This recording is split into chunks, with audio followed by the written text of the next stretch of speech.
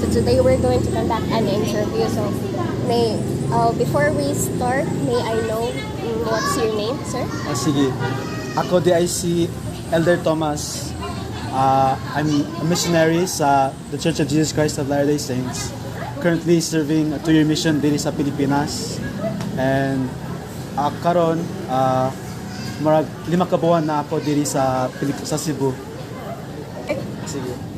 So the first question is, how do citizens of your country perceive Filipinos? So sa amo daghan mga Pilipino gihapon sa amo. So marag people sa amo are already used to like Filipino people and their culture sa amo.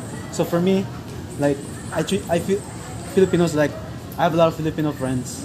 So marag families are same islanders gihapon sa amo, because I come from a small island, and then I've lived from young until now. I have Filipino friends, so daghan mga Pinoy sa amo, so I'm used to it, and they're really nice people. When did you start learning our language Bisaya. here? Oh yes, Sige. Bisaya. So sa amo I had a lot of Filipino friends, so I've heard Tagalog pretty much most of my life. So gamay Tagalog, but then when kami mga missionaries come to serve diri sa Pilipinas, they teach us Bisaya, Cebuano. So I started learning sa September last year hangtod karon. So I've learned daghan mga Bisaya words, and I'm still learning hangtod karon. So and nindot ang lingwahe ang ni Bisaya. I see. So we're nga fluent na ka sa Bisaya. Oh, kamay na. Bismay ko. Okay, so let's move on to the next question. Okay, so how do you think Filipinos perceive citizens of your country? Yes. Marag parehas, since sa amo there's dugay na ay Filipino sa amo, so we've been living together like on the same island, so it's kind of the same. Like diri sa Cebu reminds me of sa amo, like marag parehas pero mas gamay sa amo. So I think like it's a mutual respect and understanding sa amo ug mga Filipinos. So, can you say that Filipinos are also friendly to the people there in your country? Siyempre, yeah. I see. Okay, thanks. And now let's move on to the next question, the third one. So, can you describe the differences in manner of speaking? The differences of how... Like more accent? Yes, like that. Speaking. So, like, akong first language is English. So my English is like better than most of people sa amo. Pero marag parehas, like mga tao sa amo, they also speak broken English, gamay. But everyone can speak English. So marag parehas sa mga Filipinos, like broken English, but then understandable. Yeah, like we can understand each other when we talk because we almost speak the same way. What can you say about our accent? Okay ra. Like I grew up It's hearing... also understandable. Oh, understandable. Like for me, understandable because I grew up like with Filipinos like in my life.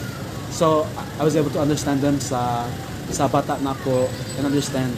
But I think for like other foreigners who never met or known any Filipino people, it'll be harder for them to understand the Filipino accent.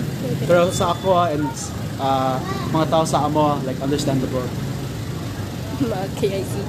Now, let's move on to the next one. So, what are the different behaviors of Filipinos that are not acceptable or not usually done in your home country? So, are there any behaviors that you seem like you don't tolerate or unacceptable for you? Marag parehas gyapon, like the same, like we eat with our hands, and most of the food marag parehas gyapon. Maybe katong unsay tawag katong when you bless.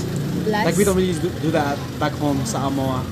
It's not like bad to do sa amo, but it's just something different that it's done here and not done where I'm from. But overall, like tanan like murag parehas, so not really much. So we like bless. Yeah.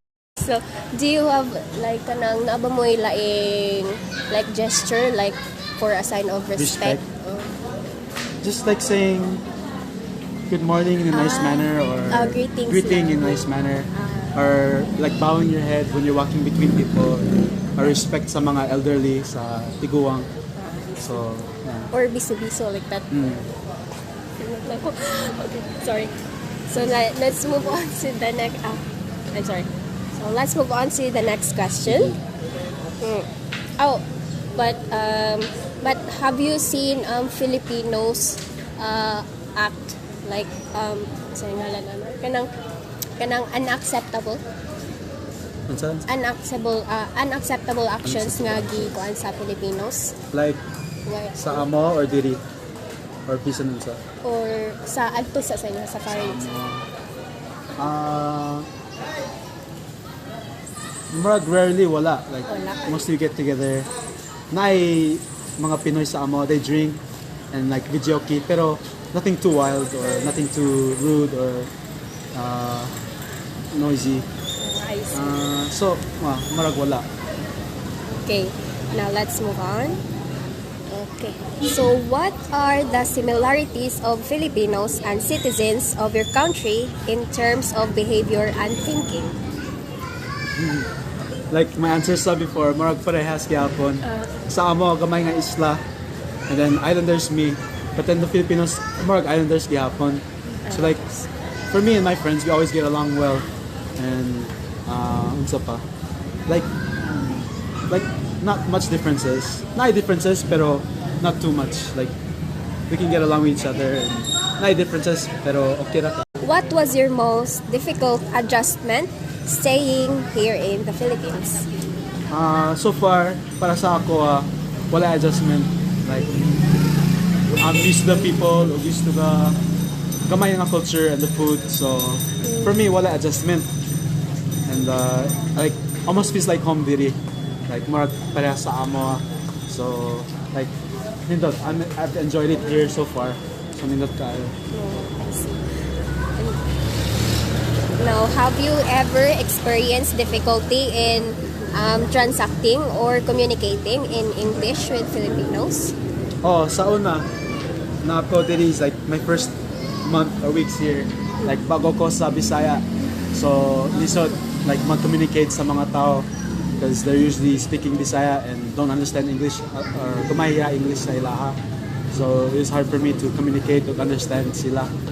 Pero over time, karon like I can understand more, like mag-istorya sa mga tao like sa Bisaya. So, and I'm still growing diri like karon. So excited ko to learn more Bisaya or communicate with different people diri sa Pilipinas.